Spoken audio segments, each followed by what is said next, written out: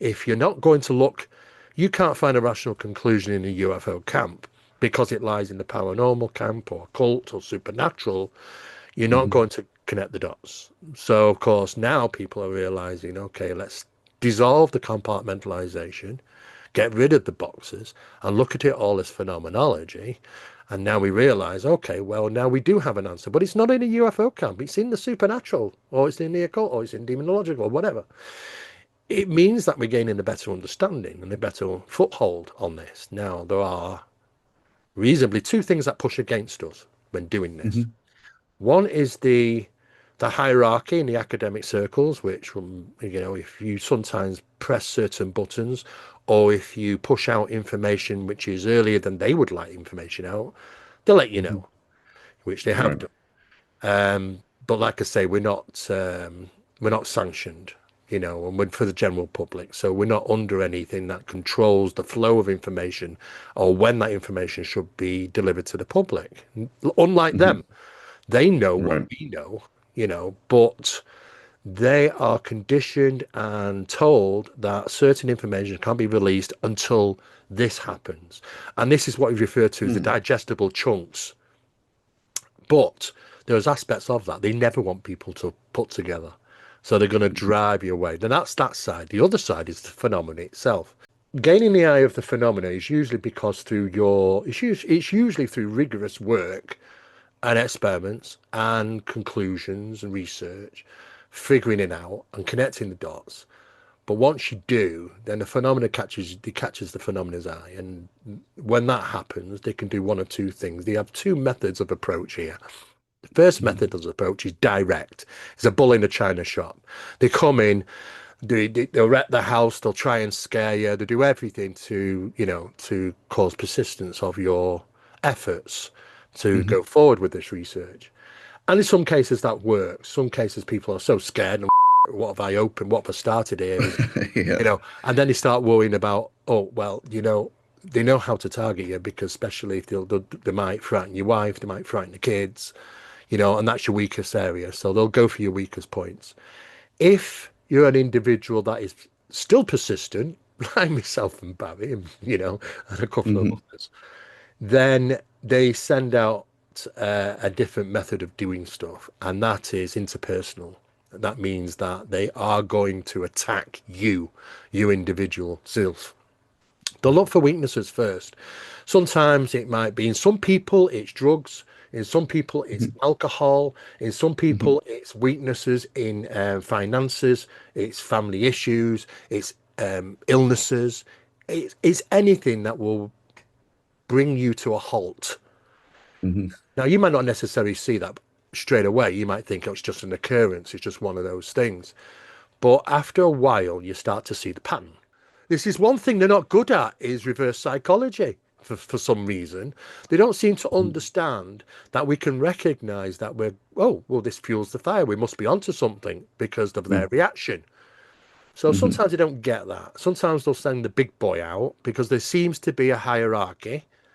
Now I'm used to dealing with the minions. I would say call them the minions. The stereotypical things that you might see. I'm used to that. I've been used to that for many years. But if you really kind of them off, sometimes they'll send a big boy out, and it does seem to be that big boy can get through the defenses that we can lay out to try and alert us or dissuade the minions, should we say. Hmm. And there are methods to this. However, not with the big boys. We wouldn't even know they're there until it's too late, and they get past all the warning signs. They get past even our sensory observations. They are experts, so they send out like a big boy sometimes, and when they do that, then it's like immediately it's a slap on the hand. You've been a naughty kid.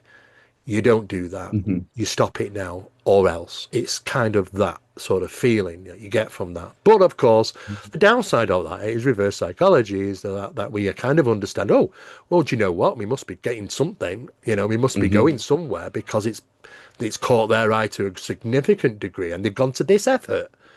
Well, we must be Right. close to something. So sometimes what we have to do, we know we're on the right track, but we have to change the protocol of how we do it because consistency is the problem. because if we do it day in, day out, they're going to be onto us. So we have to leave little breaks. And this is the Hmm. respite protocol that comes in. A respite protocol means that, you've got to have gaps of normality between, because so that you don't cause too much ruptions on catching their eye. So we're kind of doing it in a very sly way, you know. Okay. Another method for them is to basically cause havoc in incidents which will deter you from reaching your goal. Now, when we're out on certain research, investigation in different countries, doing experiments, they'll throw everything at us for everything to go wrong. Something will get lost, something will get disappear. Sometimes we'll be sent to the wrong location and we don't realize what the hell's happened until we realize we're there. And if we don't act tonight, we're not going to be at the location when we need to be at. And it's Mm. it's it's stupid things where we've sat down and tried to work out what's going on. And it's a bit like a game of chess. That's the best way I can describe it, is that they're waiting for us to move, for them to counter move. And then we counter move, and then they counter move. You know what I mean? And they're waiting for our Yeah. action to reaction. This is the process. Wow. So sometimes we've got to throw a blank in there, cause confusion. Sometimes we've got to not talk about action, but just action it. I mean, now, go, do it. Don't talk about it, don't plan about it. You just got to go for it. Because sometimes they'll interpret your reactions and Hmm. counter it by blockade. Now, blockade comes in many shapes and forms. For instance, one of those times was me placing the laptop, which was required for the experiment with all the details and data on, was packed and was ready for transport. And it was packed, and we got to the location, and there was no laptop. The laptop had disappeared, and having to ring back the owner of the home that we were staying in, which is hundreds of miles away, she said it was left in the middle of the kitchen table. And it's an absolute impossibility for that, Yeah. because we know it was packed. But to be in the middle of a location where we just all sat around, I mean, what, we just all sat around this at the table and then just left it, you know? No. So This is heavy stuff, it's brother. Like, instant action you've got to do. You can't sit, you yeah. can't plan it, because as you're doing it, they're doing it. They're waiting for a response. Mhm. And then it can even to the point where it attacks you in a physical state, such as illness. Now, on the last project doorway we were working on, I completely lost my hearing, 100%. I went deaf. Now, it's not because of altitude. I was already there for 3 days. And then I woke up Mhm. the next day and I'd gone deaf. And that's a very scary situation when you suddenly can't hear anything. And it was Mhm. problematic, but I knew it was down to the phenomena because we were right under its nose, and it was trying to cause us problems. Next person to be hit was Carmela. Yeah, it was serious Mhm. illness. And then Barry, who was never, I've never seen him ill, to be honest, but it worked us over. It did a right number on us, but we knew that we just can't give up now. We know that we're so close, but that's what made us carry on, because we knew that if they're going to this much effort, there's got to be something worthy for them to do this. So we stuck to it and we got what we needed, but it was a struggle. So I know that they can put obstacles in front of you all the time, and things that when you reflect back and look at and you think how it was impossible for us to make that mistake. If we all got conscious minds and we all reasonably can read and we've got some knowledge about us, there's no way all three of us can consistently have made that mistake. It's as if like something took over us to ignore the inaccuracies. So Mhm. we end up at a wrong location. We end up hundreds of miles from some place where we need to be purposefully. We end up not reading this right. And I think to myself, well, how can all three of us do this? Because at the time it seemed right, Mhm. but it was so obvious. It was like a child could work this out afterwards. And you think, no, no, there's something going on here. So they really try to even pull a number on us in psychologically how we actually understand the information that we had put together. So it was a problem. So when you get that far into this, Mhm. and you catch the eye, as I say, there are a number of ways that they retaliate. Yeah. Sometimes they'll coach you on because they're curious as to, okay, who are you? What path are you on? What are you trying to succeed? Well, let me just let you carry on a little bit longer before I interact. I want to know what you know. So there is that Interesting. sometimes, they'll bear with you. You kind of know they're around, but they're just kind of waiting for you to sort of make a decision, which they go, oh, we don't like that, and then poof, Wow. they've picked certain rural locations which is not interfered with, where the footfall of humankind is very low. They've got a fantastic geological connection, and these are the mountains. There's got to be something Interesting. rewarding for them to do that. And I think it's bowing to the phenomena because the phenomena has got a great ego, as you know. And Mhm. not only does it want to be rewarded through worship, which helps empower them, but they will look after their own and they'll make sure that it's successful for them. But it comes at a price. You know it comes at a price. I know it comes at a price. You've got to look the other way. You've got to do what they want you to do. Sometimes it's Mhm. offerings, but we can be rewarded. Now that's been going on for such a long time, that they've been assisting a long way, a long, long time. What they've tried to do, seemingly like a carrot in front of a donkey, is offer us up incredible technologies that we can't turn our blind eye to, that we have to outreach to them to gain it, because this is going to help us get to space. This is going to help us get this. This is going to help us break the sound barrier. This is going to, this is going to be the way we first create the first artificial intelligence computer. It's the same process. And when I say these things, I mean they are them. You might think you've got control over this, but you don't. But so there are many people in societies that do this, and though that they do try and bury some things away, especially the homage, because they still, even today, they treat the phenomena as the sponsors in some cases. Mhm. That they've rewarded, and to be successful, we've got to do something. We've got to show them that it's praise, really, in all shapes and form. It's praise, the bottom line is. Mhm. But there are many ways that they will get you to do things where you think, oh, no, it's nothing. Oh, no, it isn't nothing. It's praise and worship. That's what you're doing. Mhm. You're not going to see the writings that they put on, as well as the sigils, on the aircraft, on the spacecraft that they're launching. They have to launch at certain times. Some of the most successful and most significant launches have required a little bit more, sometimes invoking people in power. So sometimes, even at the presidential level, that they won't know what it will consist of, but they will tell that we would like you to come to this event. We're going to be Mhm. launching this, um, but it's a celebration. That's how they'll use the word and underline it 3 times. It's a celebration to the work that we're doing. Can you please just stand there, Mr. President? Can you just Mhm. look into the east and not the west? The rising of the sun. Now, Yeah. they don't know what they're doing, but then they are a fundamental link that the phenomenon is required. We want somebody of power in there now. And they don't know what they're doing, and they don't know what they're getting, what they're actually being part of. But as long as the result works, that's what they're happy about, and that's what they've been doing for quite some time. People in power. The worship process, though, is gone one step further, to the point where it's being recognized as worship now, but a very rewarding one, Mhm.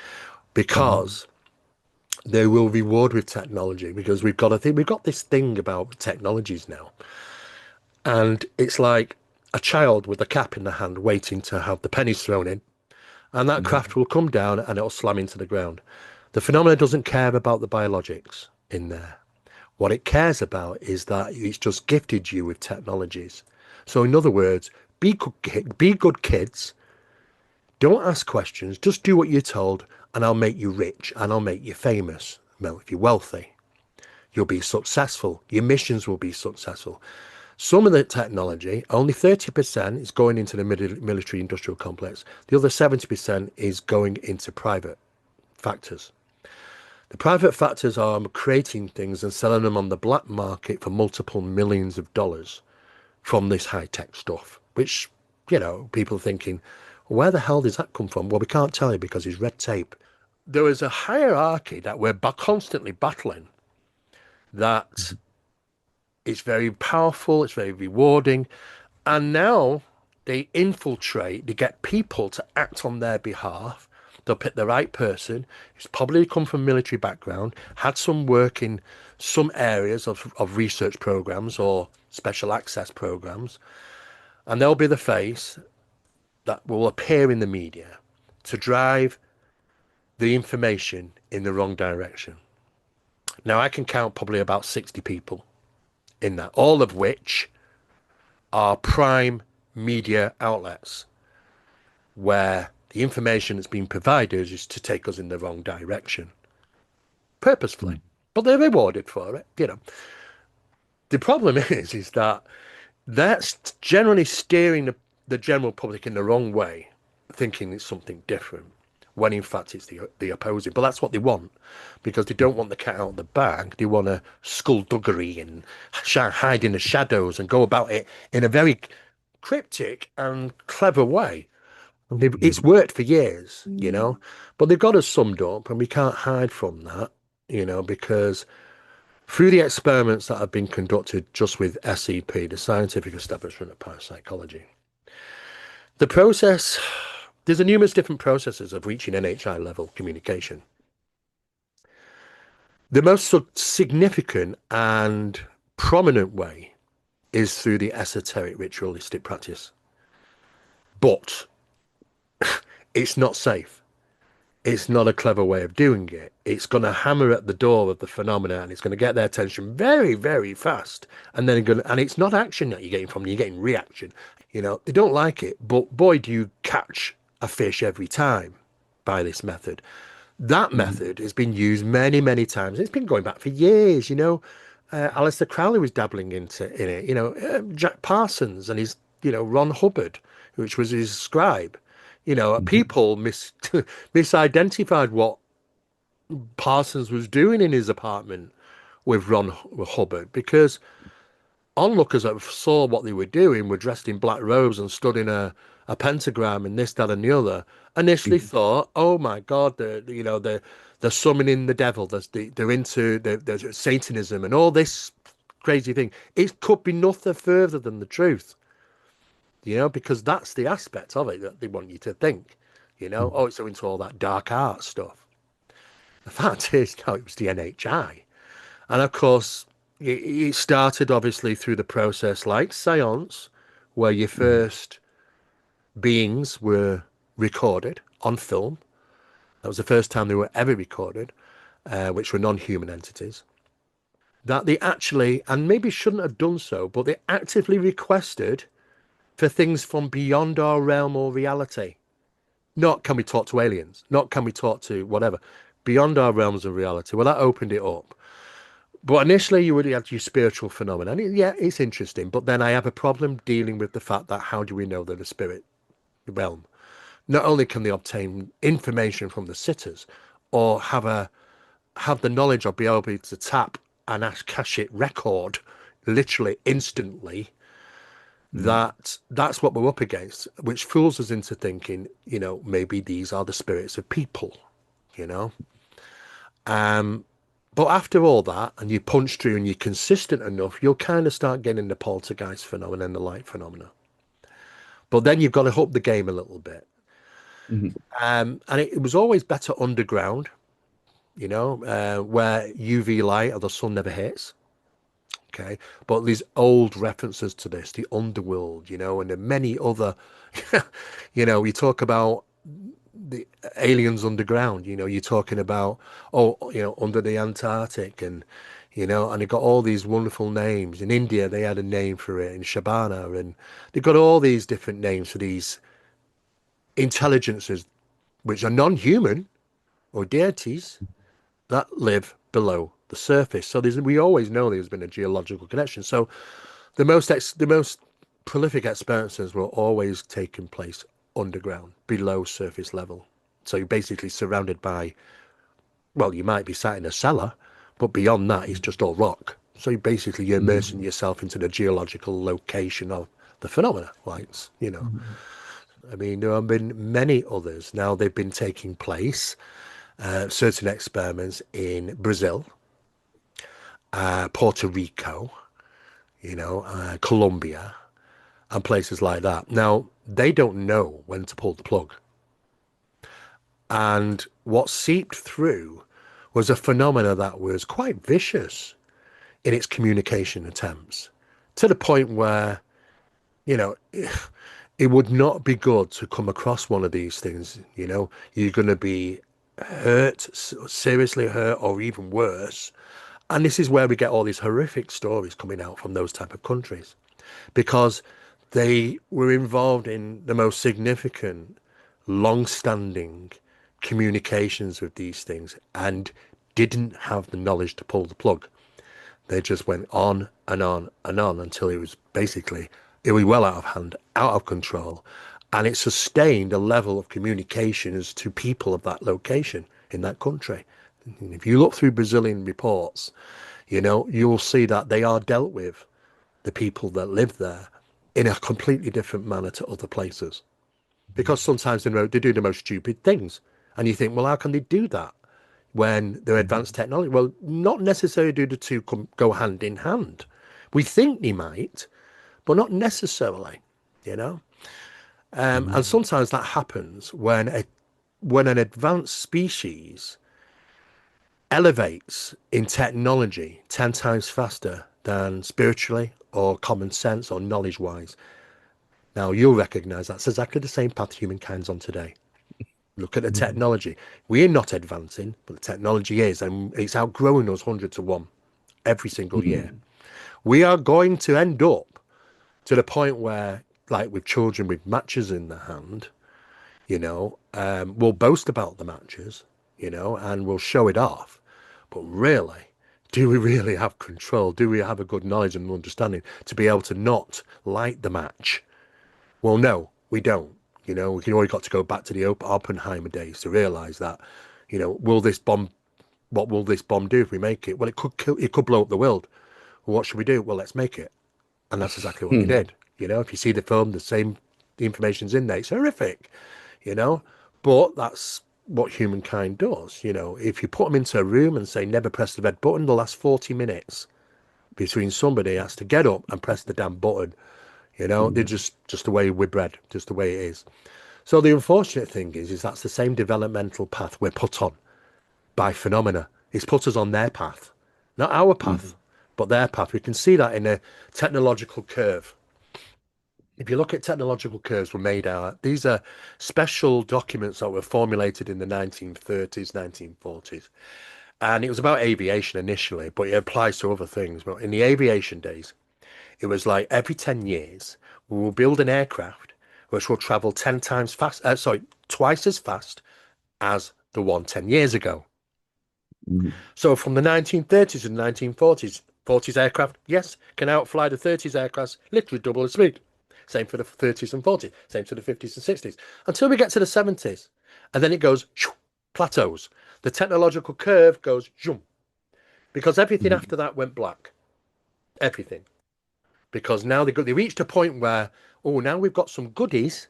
We can't let the public know. If we are going to succeed at this, at the rate we are, it's utilizing stuff that we can't tell them about. So therefore, it has to remain black. That's exactly what the phenomena wants us to do. Follow the same path that they are in a technological sense. So yes, gifting works. It helps us get to stars. It helps us manufacture things, AI, all sorts of different stuff. Telecommunications. I mean, fiber optics. I mean, think about it. You know, it's information in light that travels at the speed of light. You know, and this is the technology we know, not the tech we don't. So there's a lot of profiteering out there, lots and lots of it, and they've got their own agenda. But they're playing the game. They're all playing the same game to the phenomena. You know, it's bowing to them.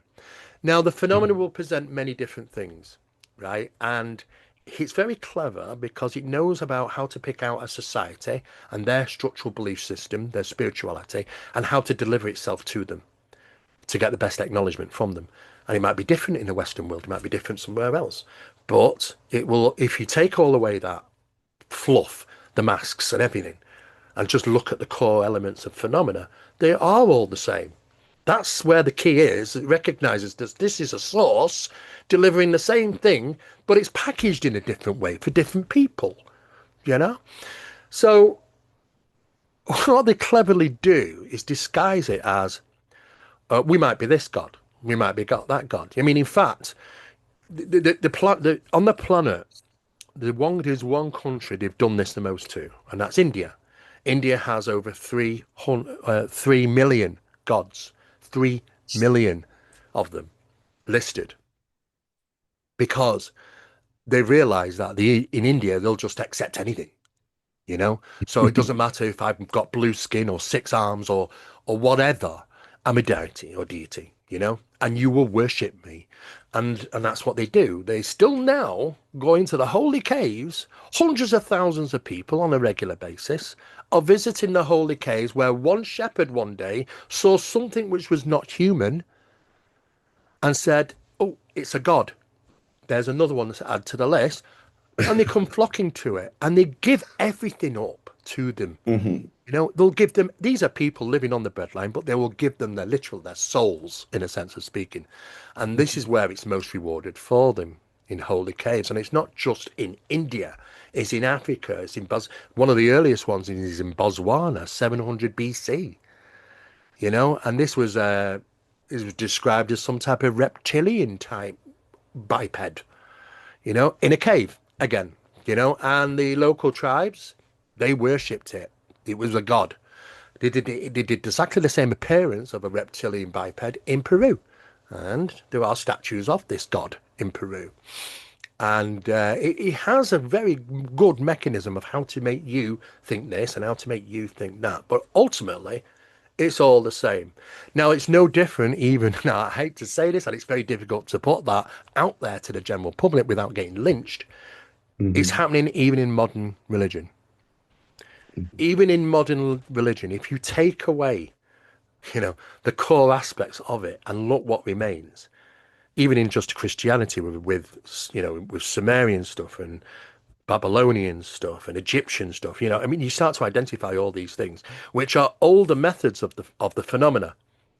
It's just been poured into one big mess, and let's call it Christianity, you know, and this is the problem with that, you know. I mean, it's hypocritical, you know, because we now know that you do not let anything in, because most of the time when we talk about steppings, you might refer to, she usually comes, so it tends to be from the back coming through, not forward, but from the back. And you probably know this, but the process of how they're doing it, it's done no different than it is in ancient times, but they love geological locations. They'll even take you or ask you or even order you to go to that location and make it a particular place of worship. And this is what the ancients were doing all over the world in these ancient sites. But they don't see it because they think, oh, it's just a quick, easy way to make a call to see if ET will come down and show us some beautiful lights in the sky. They have no idea. And they're winning. That's the bottom line. They're winning. They're dominating the conversation at this point. Exactly. They're winning, and that's a big problem. Now, you can't book that into a UFO course, buddy. Yeah, you can't put that on a t-shirt. I can take them up to the level of understanding about the process of investigation, and once I provide the course to you, you'll see where we've kind of took the foot off the pedal. We've introduced them to gravitational and electromagnetic, you know, magnetic positive regions, negative regions, what goes on there. We brought them up to that level to recognize that the phenomena isn't what we think it is, and it has a geological connection. And then we had to take a step off the pedal, because then we're going to take people down a darker path. And that's a bit tricky because there's a lot of people in the UFO community, which is all love and light. And again, that's what the phenomenon has done. These people aren't lying when they've had euphoric experiences because they want these people to put the argument forward and saying, you're wrong. It is all love and light. And you know what? Those people will get a voice. It's us that don't get it. It's us that Right. got to claw our way, fighting to the top to try and get a voice out. It's not going to do it for us. It's going to give somebody, a nobody, who wants to talk about love and light, and they're here to save Earth and all us and everybody else, and they'll give them the voice and all the opportunities. Yep. And their research will be highly funded, and we'll just be peddling or just trying to Exactly. gain traction.